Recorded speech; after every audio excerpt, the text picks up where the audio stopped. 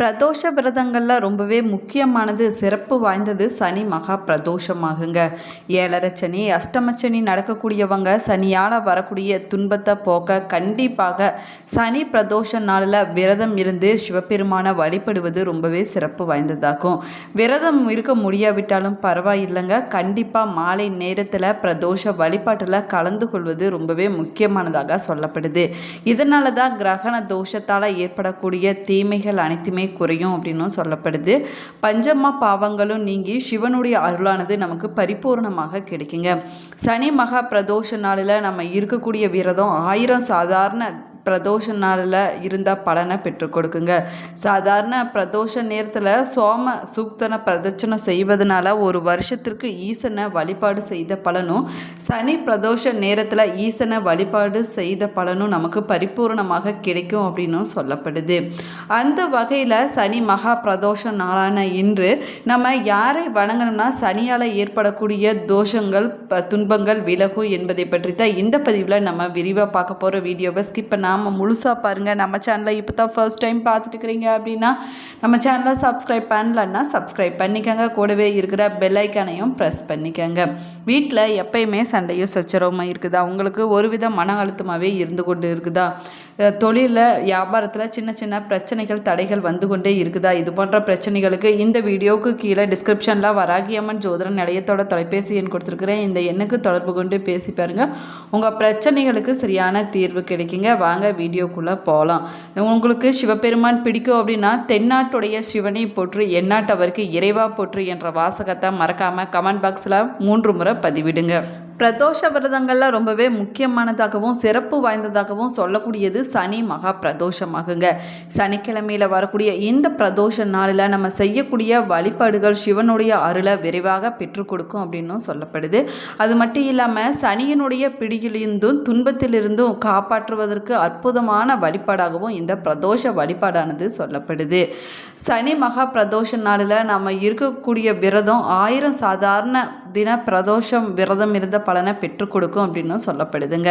அதே போல் சாதாரண பிரதோஷ நேரத்தில் சோம சூக்தன பிரதட்சணம் நம்ம செய்வதனால ஒரு வருஷத்துக்கு ஈசனை வழிபாடு செய்த பலனும், சனி பிரதோஷ நேரத்தில் ஈசனை வழிபாடு செய்ததால் 120 வருஷம் பிரதோஷம் சென்ற பலனும் நமக்கு கிடைக்கும் அப்படின்னும் சொல்லப்படுது. ஒவ்வொரு மாதமும் வளர்ப்பிறை மற்றும் தேய்பிறையில் 13வது நாள் திரியோதசி திதி நாளில் மாலை 4:30 மணி முதல் 6 மணி வரையிலான காலம் பிரதோஷ காலம் அப்படின்னும் அழைக்கப்படுது.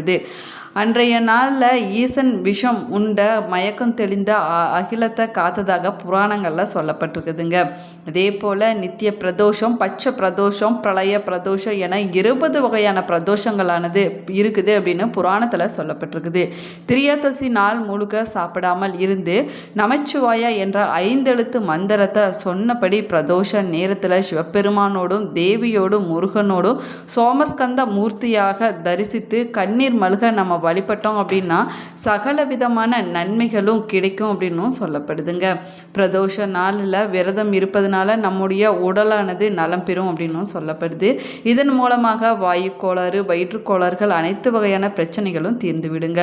உடல்நிலை மனநிலை அனைத்துமே சீராகும் அப்படின்னும் சொல்லப்படுது. இது வரைக்கும் இருந்துட்டு வந்த மன அழுத்தமானது குறையுங்க. சிவபெருமான் விஷம் அருந்திய நாள் சனிக்கிழமை நாளாகும். அந்த கிழமையில் வரக்கூடிய பிரதோஷம் ரொம்பவே சிறப்பு வாய்ந்த பிரதோஷமாகுங்க. சித்திரை, வைகாசி, ஐப்பசி, கார்த்திகை போன்ற மாசத்துல வளர்ப்பிறையில் சனிக்கிழமையில் திரியோதசி அன்னைக்கு வரக்கூடிய பிரதோஷம் உத்தம மகா பிரதோஷம் அப்படின்னும் அழைக்கப்படுது. இது ரொம்பவே சிறப்பு வாய்ந்த பிரதோஷமாகுங்க.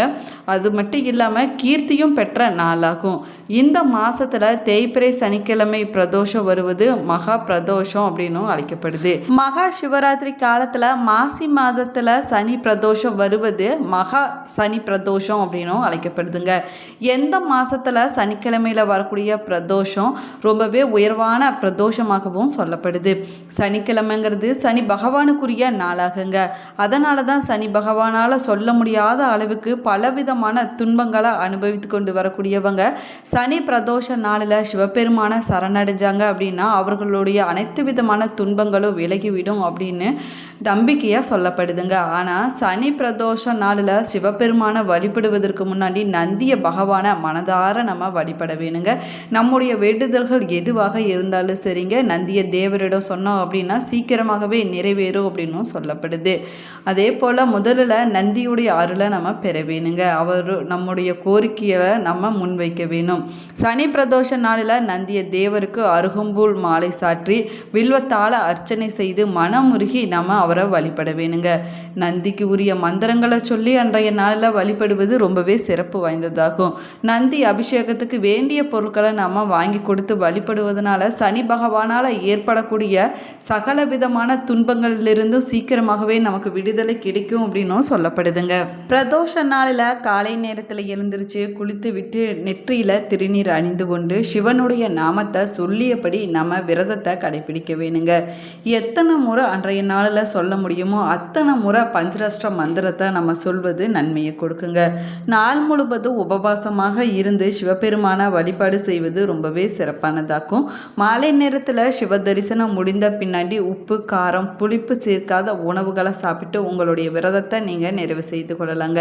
இல்லைன்னா கோவிலில் கொடுக்கக்கூடிய பிரசாதம் சாப்பிட்டு உங்களுடைய விரதத்தை நீங்கள் நிறைவு செய்து கொள்ளலாங்க. கோவிலுக்கு சென்று நந்திய தேவரையும் சிவனையும் வழிபடுவது ரொம்பவே சிறப்பானதாகும்.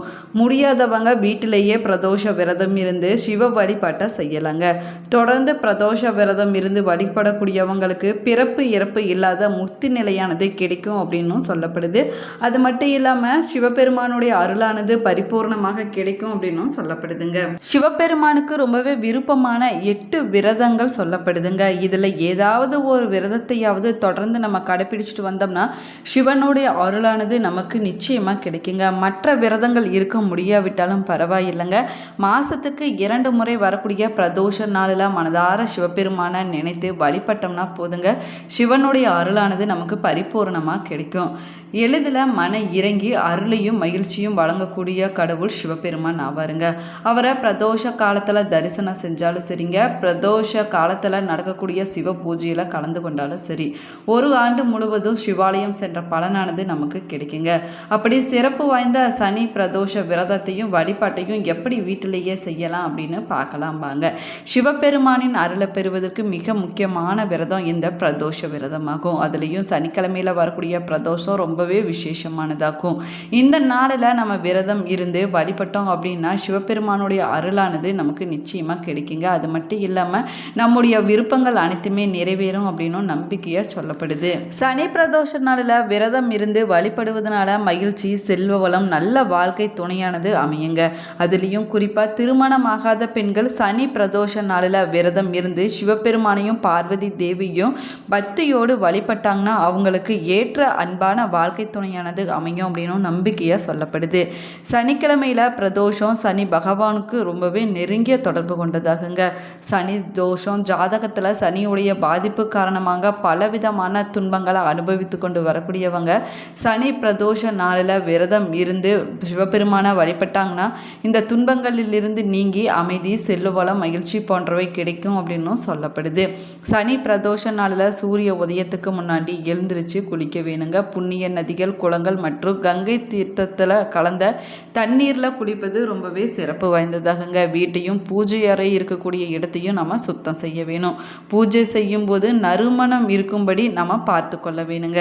காலையில் வழக்கம் போல் வீட்டில் விளக்கேற்றி வீட்டில் இருக்கக்கூடிய சாமி படங்களுக்கு பூ போட்டு நம்ம வழிபாடு செய்ய வேணும். முடிஞ்சிச்சுன்னா காலையில் பக்கத்தில் இருக்கக்கூடிய சிவன் கோவிலுக்கு சென்று சிவனுக்கு தண்ணீர் பால் தேன் தயிர் போன்ற அபிஷேக பொருட்களை நம்ம வாங்கி கொடுக்கலாங்க. இல்லைன்னா பிரதோஷத்துக்கு தேவையான பொருட்களை நம்ம வாங்கி கொடுக்கலாங்க. அதுலேயும் குறிப்பாக சிவனுக்கு ரொம்பவே விருப்பமான வில்வ இலைகளை படைத்து வழிபடுவது ரொம்பவே சிறப்பு வாய்ந்ததாகுங்க. நாள் முழுவதும் சிவ மந்திரங்களை சொல்லிக்கொண்டே நம்ம இருக்க வேணுங்க. மாலை நேரத்தில் பிரதோஷ வேலையின் போது ஒரு மணப்பலகையில் சாமி சிலை இல்லைன்னா படங்களை நம்ம எடுத்து வைக்க வேணுங்க. சிவலிங்கம் இல்லைன்னா சிவன் சிலை வீட்டில் வச்சுருந்தீங்க அப்படின்னா அதற்கு அபிஷேகம் செய்ய வேணும். சிவனுடைய படம் மட்டும் இருந்துச்சுன்னா அதற்கு சந்தன குங்குமம் தொட்டு வைத்து வாசனை பூக்களால் நீங்கள் அலங்காரம் செய்ய வேணுங்க. அதற்கு பிறகு நெய் விளக்கு ஏற்றி வைத்து தீப தூபங்கள் காட்டி நீங்கள் வழிபட வேணும். இதனால் வீட்டில் நேர்மறையான ஆற்றல்களானது அதிகரிக்குங்க. சிவனுடைய அருளும் நமக்கு கிடைக்கும். முடிந்த வரைக்கும் பிரதோஷ நாள் முழுவதும் உபவாசமாக இருந்து நீங்கள் விரதத்தை கடைப்பிடிக்க வேணுங்க. முடியாதவங்க பால் பழம் இல்லைன்னா எளிமையான உணவு சாப்பிட்டு கூட உங்களுடைய விரதத்தை நீங்கள் கடைப்பிடிக்கலாம். சிவனுக்கு வெள்ளை நிற இனிப்புகளை நெய்வேத்தியமாக படைத்து அன்றைய நாளில் வழிபடுவது ரொம்பவே சிறப்பானதாகுங்க. அதே போல் பழங்கள் பால் வில்வம் போன்றவற்றை நெய்வேத்தியமாக படைத்து நம்ம வழிபடலாம். ஓம் நமச்சிவாயா போன்ற சிவனுடைய மந்திரங்களை நம்ம அன்றைய நாளில் சொல்ல வேணுங்க. அதே போல் பிரதோஷ விரத கதை அதனுடைய சிறப்புகள் போன்றவற்றை கேட்பதும் படிப்பதும் சிறப்பானதாகுங்க. இது மனதிற்கு அமைதியும் தெய்வ அருளையும் பெற்றுக் கொடுக்கும் அப்படின்னும் சொல்லப்படுது. அதே போல் மனதார சிவபெருமான வழிபட்டு நம்முடைய கோரிக்கைகளை சொல்லி முறையிடலாங்க. அதற்கு பிறகு தீபாராதனை காட்டி சாமிக்கு படைத்த நெய்வேத்தியங்களை மற்றவங்களுக்கும் நம்ம பிரசாதமாக கொடுக்கலாம்.